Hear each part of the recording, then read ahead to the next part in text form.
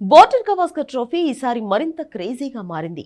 గత 2 సార్లు టీమిండియానే పైచేయి సాధించడం ఆస్ట్రేలియా జీర్ణించుకోలేకపోతుంది.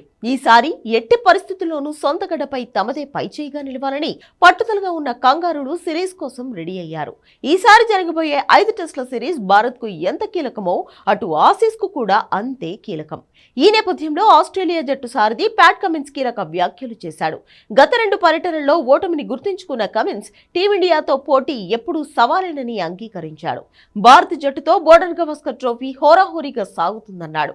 టీమిండియా తమ సొంత గడపై వరుసగా 3 టెస్టులు ఓడిపోయిన తర్వాత ఆసీస్ టూర్ కు వచ్చిందని, వారిపై ఒత్తిడి ఉండడం సహజమేనని చెప్పాడు. అదే సమయంలో తమ జట్టుపైన ఒత్తిడి ఎక్కువగానే ఉందన్నాడు. ఎందుకంటే స్వదేశంలో ఆడుతున్నప్పుడు ఏ జట్టుకైనా కాస్త ఒత్తిడి ఉంటుందని, ఫ్యాన్స్ చాలా అంచనాలు పెట్టుకుంటారని వ్యాఖ్యానించాడు.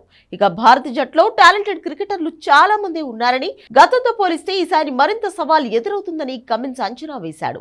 అయితే తాము ప్రత్యర్థి జట్టు గురించి ఎక్కువగా ఆలోచించడం లేదని చెప్పుకొచ్చాడు.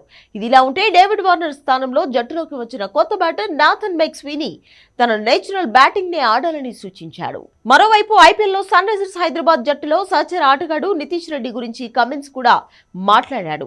నితీష్ రెడ్డి ప్రతిభావంతమైన ఆటగాడని కితాబిచ్చాడు. ఆల్రౌండర్ గా మంచి స్థాయికి ఎదుగుతాడని అభిప్రాయపడ్డాడు.